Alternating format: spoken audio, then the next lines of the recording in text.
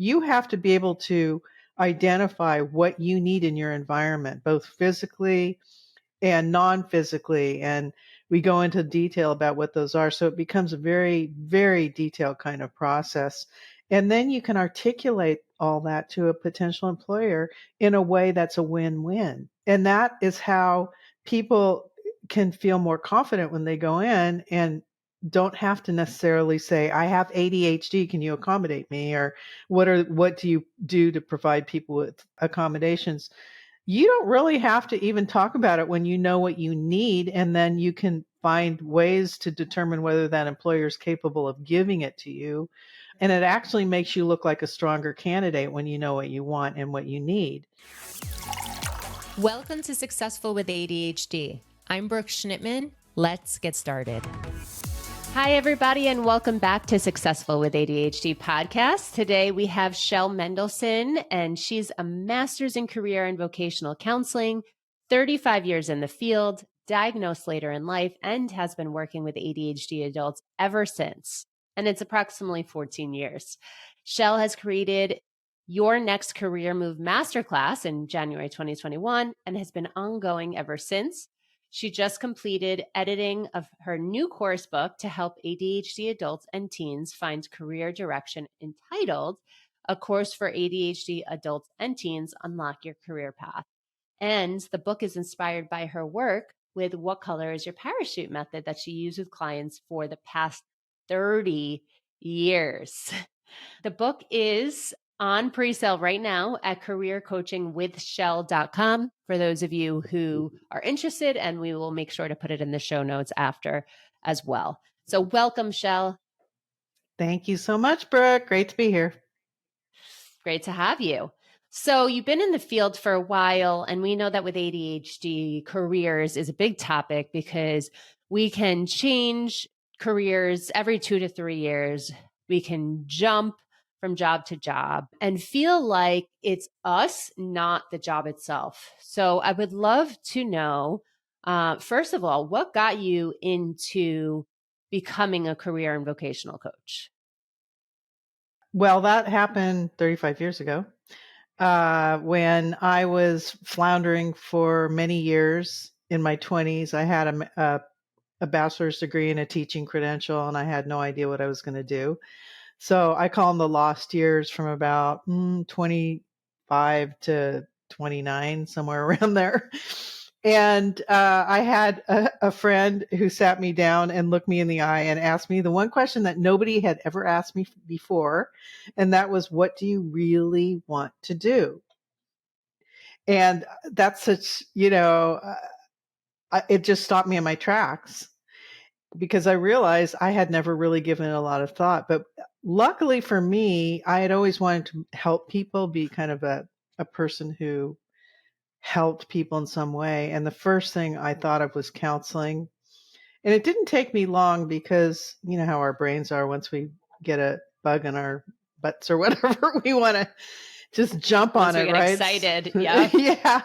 So I started looking at counseling programs, and I realized that the general counseling was filled with mostly women, and that my chances of getting in was pretty slim, because it was just overcrowded. But then there was this little element called vocational rehabilitation counseling that was very unique. Same classes, same everything, except it was focused on working with people who were disabled and needed to find career direction from the disability perspective. So that was what I entered into, not really knowing much about it, but growing to love it, thank goodness. I guess right when I did my internship in my second year, I was working for the right people in the right situation, and I was like a rock star. I went from being fired, and I didn't talk about this in my 20s. I was fired from a million legal secretarial jobs. And my confidence wasn't your strength, huh? It wasn't not only was it my strength, I just hated doing it. I hated it. But I could do it, as many of us know. And this is where many people relate to my story, is that I had plenty of skills. It wasn't that I wasn't capable of doing it, but because our brains are interest based, if we don't like what we're doing, we can make I made the stupidest mistakes. I couldn't even copy things correctly. It was that bad. And my attitude wasn't great, and I was lost and going through what a lot of people go through. And I was also undiagnosed, right? So when I finally got into the right field and stepped into the right position, overnight, I was like an instant star in my field. The employers bended over backwards to accommodate me because I was doing so well. And that's the way I believe it should be. And that's what I help people like focus on, looking for what is right, the right fit for them. And I always say that if you're not happy in your work and you're making a lot of mistakes and things aren't going well for you, and that can manifest itself in a million different ways, that you're just in the wrong position. It's not you. It's not anything about your abilities. It has nothing to do with anything, but you're in the wrong position. And I appreciate you talking about the vocational piece as, for you got into that because it was for people with disabilities. And it's so interesting because in my previous life, I was Mm-hmm. an assistant director of special education. And I always said, Ah, why is it that only the special education students who are severely disabled, why are they the only ones who get the vocational training? Shouldn't everyone get vocational training? yeah, yeah. Absolutely. Yeah. And when I was at the time, I was in California, and I was working in the workers' compensation system, which meant I worked primarily with people injured on the job who couldn't return to their old jobs. So they had mostly orthopedic injuries, back injuries, Mm-hmm. and occasionally I had emotional, psychological disabilities. Nothing specified as ADHD at that time, although I had plenty of people I would have, who probably would have diagnosed as ADHD. But it was a very adversarial system, and I really got burned out. After about 10 Yeah. years, I got very Yeah. burned out because the people weren't happy coming to me. They didn't come to me because they wanted, like the people I work with now actually Right. are super enthusiastic about like really jumping into how do I figure this stuff out, you know? Right. And Right. it's very, very different than what I was doing back then. I'm grateful for it because it really kept me in the field and helped me spin to the next step in my career, Yeah. But to your point though, even when I was in school, the people who went to vocational training were usually the people who would go to BOCES and might have been getting a GED. They were segregated. We all knew who those people were because they weren't in all of the mainstream classes.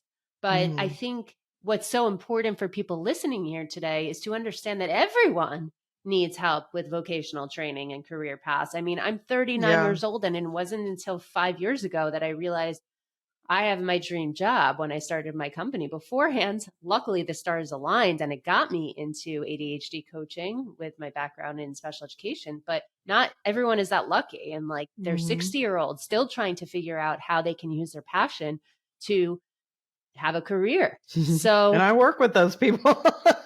Yeah. yeah. So, Shell, you got into it, and tell us how you help people understand what environment, what career, what boss, what job is the right one for them. Well, you have to step back and realize that it's a process, and the one thing they don't teach you the skills to make a career decision on what direction to take. There's very little training out there, or I believe personally it should be mandatory in the high schools to have something like a process that you can go through. I don't do assessments, which generally compare answers to other people. It's a very much of a self-reflective, deep dive kind of process. And it takes you through all the elements of what would make up your ideal work. So it's more nuanced, especially with ADHD. So I began tweaking the parachute process, which I had always loved and worked fantastic for the general population, to work with people with ADHD. I discovered there was a lot of different aspects to it that were not presented in parachute that needed to be tweaked. And so created documents to help people with different metaphors. I love to create images of metaphors and things. So it was really fun. It was fun for me to do that. And every time I wanted to make a change, I found somebody who's a client, a former client, who was a teacher, a photographer, very, very creative person. Her name's Katrina. And she's the one who's been doing all my documents. And she's now the one formatting the book that I'll tell you about in a little bit. But basically, it's a process of identifying all the elements that make up your ideal work, deep dive. Those would include what skills. So I don't talk about strengths per se, because we're all strong in different areas. But many of the people listening, my guess is that they may have gone into a position where they were identified to have certain strengths, and that they were then required to use those strengths whether or not they wanted to use them. So you kind of get pegged into doing some aspect of what your abilities are, but you clearly don't love doing that. You're just good at it. Well, right. Well, nothing aligns in isolation, right? Nothing exists in isolation. So if you were only to pick a job with your strengths or only to do something, let's say even with your character strengths, then what about your passion? What about being in the right environment? There's all these different things That's that part of have to it. come together. That's part of it. So that's the first thing we identify are the skills we love using. And we have different exercises and things that we do that really help identify what those are. And the next thing would be the people that you enjoy working with. And you mentioned it, the working conditions are huge. In the class, what we do is we put together a self-accommodation plan versus just an accommodation. I kind of coined it that because I realized that you have to be able to identify what you need in your environment, both physically and non-physically. And we go into detail about what those are. So it becomes a very, very detailed kind of process. And then you can articulate all that to a potential employer in a way that's a win-win, you see. Yes. And that is how people can feel more confident when they go in and don't have to necessarily say, I have ADHD, can you accommodate me? Or what do you do to provide people with accommodations? You don't really have to even talk about it when you know what you need, and then you can find ways to determine whether that employer is capable of giving it to you. And it actually makes you look like a stronger candidate when you know what you want and what you need. When you know what you want. Yeah, Exactly. when you know what you want and what you need, then you're like, wow, I've never heard that before. People just come in and want what I call a job beggar. Like they just need a job. Right. It puts you in control. You have the power now. You're coming in with confidence. Yes. And whoever the boss is might be like, "Ooh, who is this person? I haven't seen one like that before." But Shell, I'm glad there's two things that I want to just discuss and kind of break down a little bit. Going back to the vocational piece, like all people should get vocational training. I think the same thing, like you said, that personal accommodation plan. When you're in school, every single person should be able to accommodate their unique needs, their learning styles, their executive function strengths, their everything that works for them, their auditory, visual. And I love how you do that with adults. I think we should normalize that. So I'm glad that you could do it with teens as well. And I address that. Like the course book is going to be for teens as well as adults. It levels the playing field. Absolutely. That's like the third area that we cover. And then the other one are what are the special knowledges and fields that you're drawn to? And everything really comes from a place of what are you attracted to? What is it that you are energized by, that you want to learn more about, that you're curious about? And it doesn't have to be, I have to go into this because my parents went in. So many people say that this is a great field. Right. I need to be a doctor, lawyer, teacher because, I'm going to get benefits. And my parents told me I should do that. Yeah, exactly. It takes that out of it. And it's not easy to do that because those are the voices floating around in our heads for years. That's how people we're indoctrinated from the time we're kids to think in those terms. Like, what's going to get you the farthest in your career? But with ADHD, that does not work. It might No. work. It's like I say, a lot of people do go enter those fields, and then at some point they may do it for a while, but the whole time they're thinking everybody else can do these things and I struggle with these other things. And why is it that I'm always trying to make myself fit in this situation and I don't really fit in this situation? I'm like a square peg in a round hole. Yep, exactly. That's And what it is. I Yeah. appreciate you saying that. My uncle, I remember when I was miserable in my job as an administrator because there was so much red tape. I didn't like my boss, all the above. Yeah. He goes, well, they don't call it a job for nothing. I'm Yeah. like, no, Oh, God. right? That's the worst thing. I Oh am my not God. okay with Yeah. that as a statement, right? And I was lucky enough to be able to get out of that and start something myself. But I Yeah. appreciate you saying that you need to make it fit for you, like, or the environment needs to fit for you. You don't have to fit into the environment. And Exactly. And it's not easy when you're struggling financially and you need to make sure that you find something that fits. But basically with ADHD, it's like we don't have a choice. We have to figure this stuff out or we face at some point down the road it not working out. And that can be a real absolutely. more of a confidence crusher. It's almost like you've got to do some kind of a process where you can identify all this stuff and make sure that you are on the right track for yourself. 100%.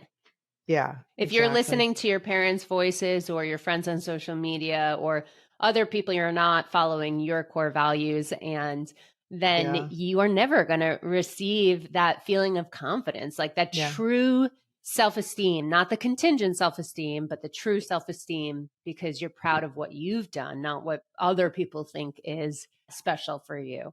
and also it just doesn't work. Doesn't It work. doesn't work. It doesn't work. You Yeah, burn out or you quit or you get fired because you just lose your yeah, passion. You've never really exactly. had the passion, You right? never had it. You The just newness the newness wears off. yeah, and so you're constantly living and fake it till you make it. Exactly. Exactly. No, I'm glad you brought up the accommodation piece for when someone goes into an interview because that is a very controversial topic. And I want to go into more depth Yeah, about that. And before we get more into your book, if that's okay, because sure. there are so many people who have reached out and said, I don't know what to do, or I've been not hired or fired because I Mm. said what I needed. So, what makes do you recommend that everyone comes into a job saying, I need XYZ? Or do you recommend that they start with a job and then see once there's trust that they can get those accommodations, like whether it be a separate location, Yeah. headphones, away from distractions, all those things? So the way I see it as more of a holistic thing. Like you've really got to know what first of all why you're there and if is even the employer that you have some reason to be there versus it's just a job where you can fit their narrative but they may not ultimately fit yours like what you Yeah. need. So it's important to have the whole picture before you even walk in the door and you have a better Mm, shot of knowing that you're in the right place to begin with. You may not be ultimately, but what happens is that people walk in when they have that confidence, you present it from a win-win perspective. sure. You say, when I have under these conditions, I will be the best at providing you this service or whatever it is under these conditions, when I'm able to, when I have the flexibility to, I can really get more done. I can be more productive. I can be probably the best employee you ever. I mean, you can really go into superlatives about what you can do seriously when you know that you have these The right conditions, but conditions. they're under the right conditions. And if they're impressed enough with you, they're either going to say, no, we can't do that. And that's fine because if they say no, then you just say, well, I guess it's This not a isn't the great right fit. place. And you've stopped yourself from how many years of suffering or whatever, going into the wrong situation one more time. It's really a sifting and sorting process. Yeah. Yeah. I know you said it's a shifting and sorting and it's a holistic approach, but I know that most jobs don't just have one interview. like minimum usually about 3 interviews before you Yeah. get the job. Would you recommend that you be careful on your first interview and then maybe present these questions on the second or the third? I think you need to be conscientious of the people behind the desk and how they're responding to any questions you have. And I always think that you should have questions even from the very beginning. Like it just shouldn't be them shooting questions at you and you answering. Right. You should have like a list of things that are seriously on your plate as necessities in the first interview because it can save you from having to go to the second, third, or fourth and ultimately getting screened out anyway, or you deciding this isn't a good fit. So I think it's important and see how they respond to that. But you also need to be looking at who they are and how they're responding to what you're saying and being so put you're in the driver's seat. It's Right. not it should never be like they're you have to I always say you're deciding if you want to work for them, not the other way around. Sure. And do Yeah. you have these narratives in your book to share with people who are looking for a job, as far as the narratives of this works for me or I do best when? Well, it's covered, but it's also yeah, it's discussed in the book. It's not a specific thing where if they ask these questions, you respond this way because you need to really go into detail about what it is that you need and be able to identify the areas that are the most important. So there's a prioritization process where you prioritize your the main things that you absolutely must have. So those must-haves are the ones that you would probably want to discuss first in terms of when I am able to, I can get up and walk around when I need to. I can use headphones. I can have pictures of my family around. I have an office. Like some people absolutely need to have an office for what they're doing, or they have to have a more private space. And some people get distracted. And so you have to know what just how you process information and how all that, what your processing needs are, basically. Totally. And be aware of all that. And you don't have to say, I have to have a space where all these things are happening, but you can ask them more about what they offer, what they have. And is it possible to? Because when I have these conditions again, you just become more savvy at knowing what is important to you and realizing that, this was maybe wasn't what you thought it was going to be, that Mhm. maybe the environment isn't exactly what you thought it was going to be, maybe the culture isn't exactly what you thought it was going to Mhm. be, and that the parts that are really important to you just aren't there, and that you've Sure. been skirting those under the carpet your whole career, and that's gotten you into trouble over and over again in terms of just feeling good about getting up and going to that place every day or doing that thing. I mean, some people need to have the hybrid of working from home and maybe touching bases in a working environment with other people. You just need to Yeah. know what that is. Some people need to work from home all the time. I'm sure there's a lot that people can figure out before they even step into that interview. How do you guide people in learning about the company and the culture before having that first interview?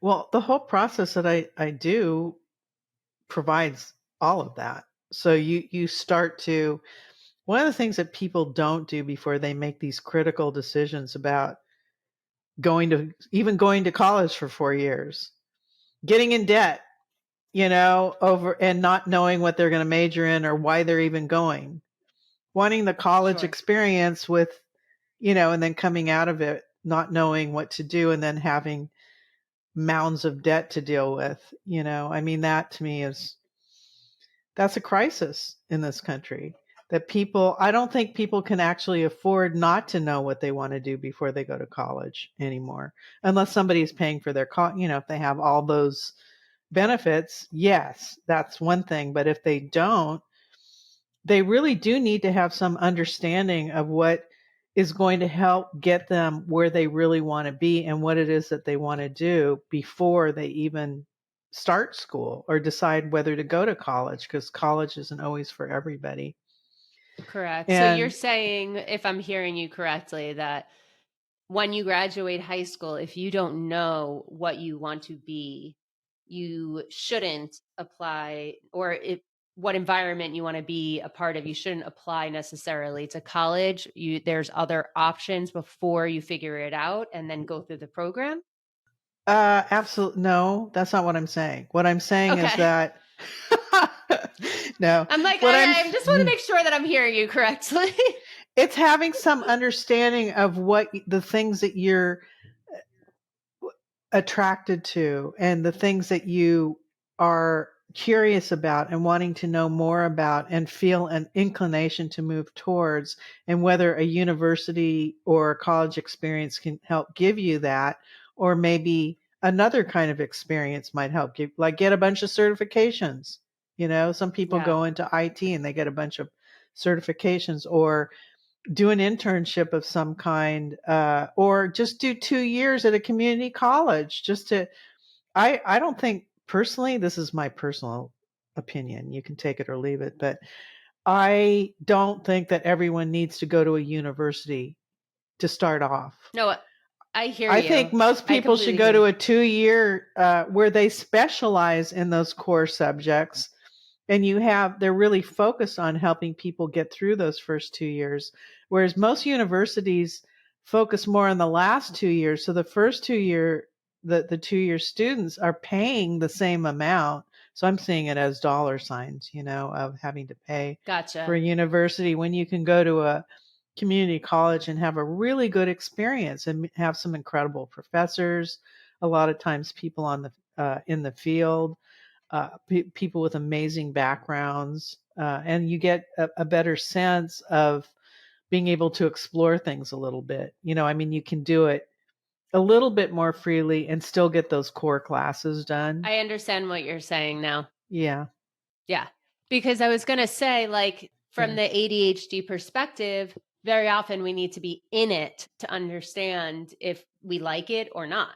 Just yeah, knowing what our strengths, or I know we don't do our strengths necessarily in your program, but knowing what our passions are and what energized, that might wear away after we realize what the thing actually is and we yeah. go through the courses. So, You do your strengths if they are what you're prioritizing in terms of something that you want to use in your work. Like they have to be up there in the first five areas of, like if you want to correlate skills with strengths, then the top five must be there in terms of whatever kind of work you're doing. And they have to align with that job, that career, that whatever, or else you're just kind of setting yourself up again. yeah. So, no, I like that you're thinking in like all different angles that not everyone thinks about. Like you're looking at the dollar sign and saying, hey, like you don't need to jump into a university. You can do community college for 2 years, or you could do an internship and figure that out. Actually, when I studied abroad in Australia, it was my junior year of college. I went to University of Sydney for 6 months. And what I realized there is that all students do not pick a major for that first year. They are just immersed with every different type of skill. And Yeah. then they choose their major. And I thought that was like light bulb genius. Why doesn't every school do that? Well, in this country, it's usually by your sophomore year you have to pick a major for your junior and senior, isn't it? I mean, I But don't. you don't always get exposed to all of the different types of majors. Here, you get Yeah, exposed to things that you would have never picked before. And, yeah, it opens your eyes to things. So, anyway, there's many different ways of slicing a cat, right? Or however they yeah, say it. yeah.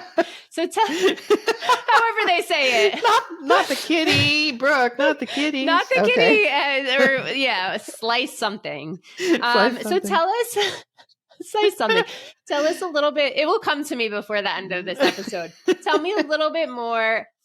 What I think is interesting that you shared here for everyone here today, too, is that the color, what color is your parachute, did not include some of the things that you are including in your current book. And No. I find that so fascinating that like you as a professional with ADHD who help people with ADHD are continuously learning more and more and more, Yes. that you Mm. have a whole new book that you can add new material. Yeah. Well, it's so funny that you say it that way because I kind of saw it in from a different Of perspective. course. For me, it was that I started seeing that the edition of the workbook that I was using with uh, the participants in the masterclass, and I don't like the sixth edition. I never, for a lot of reasons I won't go into, but I prefer the fifth edition, which was getting harder and harder to actually order. It was always simple to order, and then it started becoming more difficult to order because I realized that they were transitioning to this other one that I didn't particularly like. And it really hit me that, oh my gosh, I've got to get something out there that really focuses on people with ADHD or neurodivergent kind of brains in general, because I had developed this work so much that was added to the book that went way beyond the book anyway, I had been doing over the years. And I needed to find a way to pull it all together. And it just seemed like a natural kick in the butt, basically, to get something out there and to make sure that if people couldn't take the class, they could at least have a tool that they could use to get started in this process with ADHD. And in fact, I talked to Richard Bowles, who wrote the book, What Color is Your Parachute, with his wife. He passed away in 2017. And I told her what I wanted to do, and she was excited about it. And so she had me talk to her publisher, and I spoke to one of the editors, and she was excited about it, and she took it to her board. And instead of me being in front of the board, she got in front of the board, and they said, no, not at this time. And I didn't miss a beat. I said, I got to get it out there. Sorry. Maybe this is for the best, because it probably would have been done completely different than the way I did it. And I realized I couldn't, that it's inspired by, it's not exactly at all. There's got so many elements to it that are not parachute, but the general process it's pretty much the same as far as going through all the different elements. I just put them in different orders. I added my context to it, which wasn't there before. And I recommended that they do it, that the parachute people do it for the next book. But then it's a long story. I just decided I'm just going to do my own thing and have it be the way I want it. It's going to have my creativity. It's going to have everything I learned in it. And I wasn't going to, I don't want the publishers to take it and twist it and you never know what's going to come out when you do that. Right. So yes. I was just so glad. Actually, it was a big relief because I just said, okay, well, that's a no. So now I get to do what I want to do. I love it. And that's that ADHD right there. Like you just persist and you know what you want and you go for it. And also now that it's a spiral book, I don't know if you can sell spirals on like Amazon or anything like that. So now you get to have it exactly in the format that you want. Yeah. So Shell, who do you recommend this book for? This book is, well, dare I say, it's for everyone. If you take the ADHD commentary out of it, it's a process that literally everyone can go through if you're trying to decide on a career direction, because the way it's written is it breaks down. It's graphic. It's got color. It breaks everything down. The instructions, it makes it simple versus trying to piece everything together. It flows really nicely from one thing to another, one aspect of it, like the skills, the people, the working conditions, the fields, salary, life purpose is a big part of it too. So we talk about that. I added a section called Your Compelling Vision. I've given so many different graphics as metaphors for how you choose a field, how you do the ways you can look at things that are visual, because we tend to be very graphic and visual, and we like things. Sure. You know how it is. It's much more fun to read when there's pictures and there's pictures and it's in color. Why do you think so many students with ADHD love graphic novels? For the same reason. They love pictures. I was thinking of doing it graphic novel as a graphic novel, but in a way it kind of, it's not like it's not every page is like a comic book or anything like that, but it definitely is graphic. Lots of graphics. So, and color. Yeah, so color, pretty much everyone. It does have an ADHD spin, but the concepts can be used for anyone. And I Oh, showed very this. pretty. So you this guys is get to see it first. Yeah, so this is in the book. It's called The Planets My Career Galaxy. And this is what it looks like when you've completed the process and you've added your information in. And now you have your roadmap to sift and sort any opportunity that comes your way, or any area or job that you're thinking about taking. It needs to align with this, right? Absolutely. And people can post it on their wall. They can put it, where they can see it, right? And then always refer back to that. So I'm offering it as a standalone poster that you can order, or it's in the book as a fold out. So it's literally Buy the book. It's in the book. You can perforate it, tear it out, and you have it. And the thing about the workbook that we were using is that there's a big crease in the middle, which it's just awkward. It's very awkward. That's why using it with the spiral binding, everything lies flat. It's easy to, navigate everything. Sure. I tried to think as much as possible. Because of the spiral binding, I'm using a printer who thinks like I do. When I talk to her, I feel like I'm talking to myself. But she's got it's like I was a kid in the candy shop. I could add all these really cool little features to it. And so I have to be careful because it costs a lot to print it that way. But it's worth it to me. It's worth it because that's what we need. Right. You want everyone to have the true experience, the best experience going through your book. And with ADHD, we very often don't get through the book. So if you can make it as exciting and useful and non-frustrating as possible, that's super helpful. So Shell, we have to wrap up here, but I want you to maybe share with our community, our Successful with ADHD community, what is one thing, and people with ADHD, including myself, have a hard time just saying one thing, but what is one thing that you would You're recommend? right about that. If you have 2 or 3, it's fine. Only Come one? on. Okay. One thing that you would recommend those who are listening here today who are looking for a job to think about. Think about what you really want and what's important to you to have in that work without going through this whole process. If you just think about that, if you don't have that for yourself, if you don't know what you want, then your chances of ending up in that kind of situation could happen again. So you really have to have some clarity. It's really important to have the clarity and the focus on what it is that you really want. So I would say if you're feeling pressured or you're hearing the voices of other people tell you, do this, do that, you should try this. You're so good at that. Just give this a shot. Then step back and ask yourself, is this really what I want?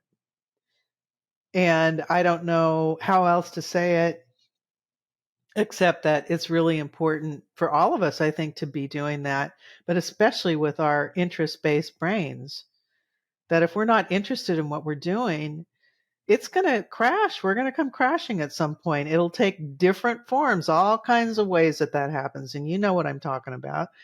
Oh, yeah. All kinds of ways. So think about what it is that you really want. And if you can think of one or two things that are super important to you, that are way up there on your list, make sure that those are available to you in whatever it is that you're considering. Yeah, I think that's amazing. What do you really want? It's not about what other people think. It's not the messages that you're receiving from your parents, from your friends, from your significant other. What is it that makes you excited and energized? And just real quick, in Activate Your ADHD Potential, we have a why funnel. And it's to that point, it's like, why do I want this goal? Why do I Yeah. want this job? And getting to the core of it, like, how will you feel when you get there? Yes. So anyway, Shell, it was a pleasure having you on our podcast, Successful with ADHD. And by the time this comes out, I believe your book will be out. So for those of you, just as a reminder, Shell Mendelson's book can be found at Career Coaching with Shell, SHELL.com. I'm going to put it into the notes. It's a course for ADHD adults and teens. Unlock your career path. Thank you, Brooke. It was a pleasure being here. Same. Thanks for listening to this episode of Successful with ADHD. I hope it helped you on your journey. And if you need any additional support for you or a loved one with ADHD, feel free to reach out to us at coachingwithbrooke.com and all social media platforms at Coaching with Brooke. And remember, it's Brooke with an E. Thanks again for listening. See you next time.